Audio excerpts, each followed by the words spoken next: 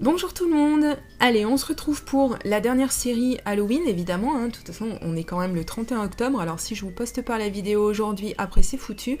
Alors je m'excuse parce que j'avais dit que je ferais plus de vidéos pour Halloween cette année, mais j'ai été prise par le temps, mais bon, je vais me rattraper, vous allez voir, on va faire 3 cartes ensemble et je vous montrerai à la fin également 2 autres cartes que j'ai faites mais que j'ai pas eu le temps de filmer malheureusement, mais je vous les montrerai quand même pour vous montrer un petit peu ce que ça donne et vous donner éventuellement d'autres idées. Allez, c'est parti pour la carte numéro 1. Alors pour cette carte, comme pour les deux autres, pardon, oui je suis très mauvaise en maths, pour les deux autres, je suis partie sur un fond de papier aquarelle. On peut travailler ces distress également sur du papier qui soit pas forcément aquarelle. Bon moi là je me suis dit tiens, l'occasion fait le larron, j'avais mon papier aquarelle pas très loin de la main, donc j'ai préféré ce genre de support. Sachez que ça marche aussi très bien sur du papier type Bristol, du papier un petit peu plus lisse.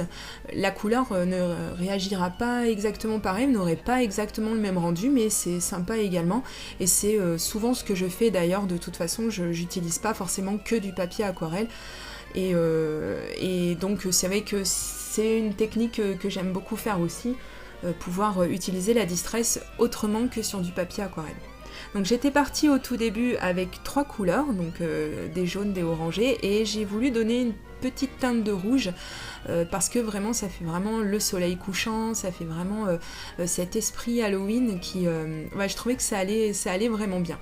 Alors ça c'est une découpe silhouette, donc la petite barrière, et c'est volontairement que je ne l'ai pas faite exactement de la longueur de ma carte pour donner un petit peu de dynamisme et un petit peu de mouvement. Alors je vais sortir les tampons Scrap Plaisir sur le thème d'Halloween puisque c'est un petit peu les seuls que je possède.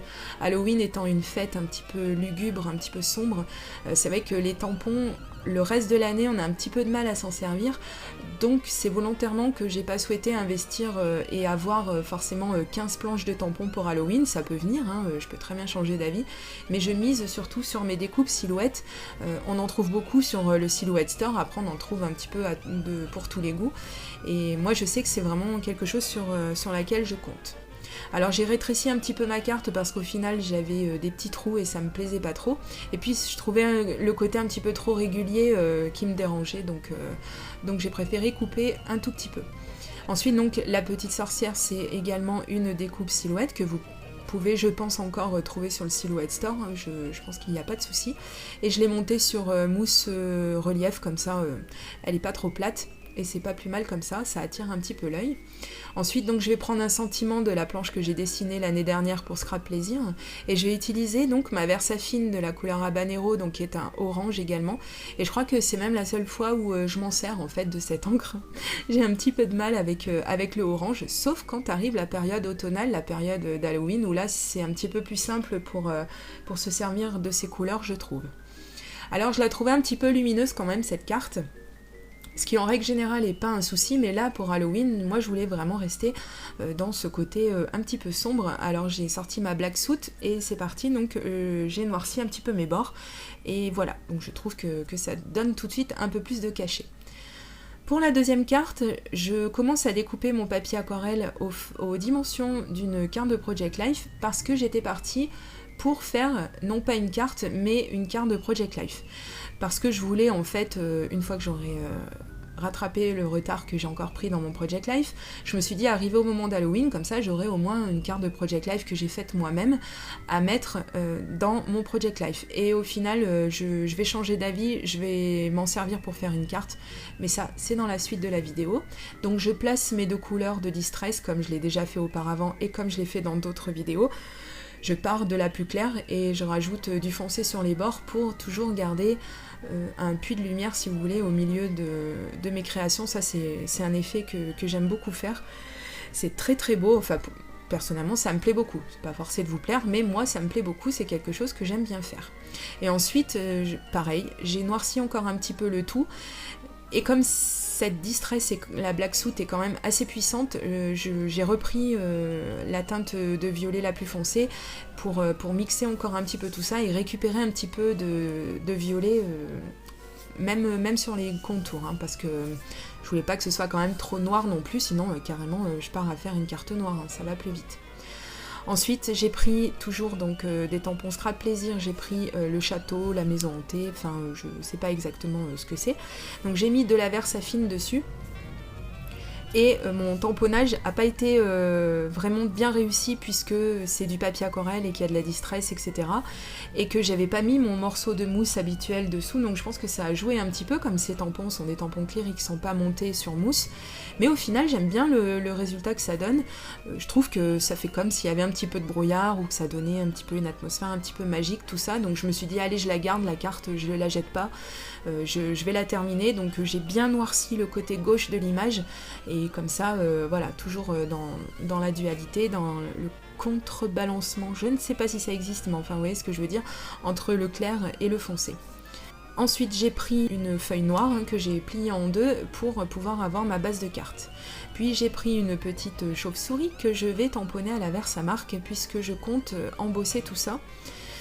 Et je me suis décidée au dernier moment à utiliser de la poudre transparent vernie, puisque si je mettais en fait de la poudre blanche comme j'avais prévu de le faire au début, je trouvais que ça allait un petit peu trop attirer l'œil, il allait y avoir trop de choses à regarder. Attention, ça c'est souvent une erreur qu'on peut faire, comme on a souvent peur du vide, on a tendance à faire le contraire et à rajouter des choses. Au final, la personne qui regarde, surtout si elle n'a pas un œil à viser, elle a tendance un petit peu à se perdre dans tout ce qu'il y a à regarder et on en oublie en fait le point central de la carte. Donc c'est pour ça qu'il faut faire attention, n'ayez pas peur de faire des choses un tout petit peu plus légères, je vous assure que c'est très bien aussi.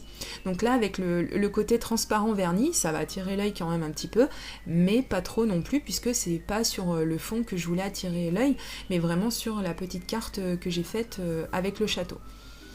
Alors là, donc j'ai sorti mon tapis de coupe pour essayer de vraiment, de à peu près mettre mon sentiment au milieu de ma carte, hein, pour qu'il soit pas trop décalé. Maintenant, si on mesure, certainement qu'il y aura un petit décalage, mais bon. Et ensuite, j'ai passé de la poudre holographique que je suis venue chauffer, bien sûr. Alors elle est très belle cette poudre, mais par contre, c'est vrai que elle est très intéressante quand vous la bougez sous la lumière, mais sinon c'est vrai que quand vous la regardez en face comme ça, on croirait que c'est raté, mais en fait pas du tout. Vraiment, je pense que vraiment son principe, le principe de cette poudre en fait, bah oui, c'est que comme elle est holographique, voilà, c'est vraiment d'avoir ces reflets quand on la passe sous la lumière. Voilà, mais de face vous voyez que ça fait un petit peu bizarre. Donc ensuite on va passer à la troisième et dernière carte. Alors pour toutes celles qui n'aiment pas Halloween, pour toutes celles qui ne sont pas à l'aise avec ce sentiment de sombre, etc. J'ai décidé de faire une carte, parce qu'il en faut pour tous les goûts, donc une carte un petit peu plus gaie, un petit peu plus rigolote. Donc je suis toujours sur du papier aquarelle.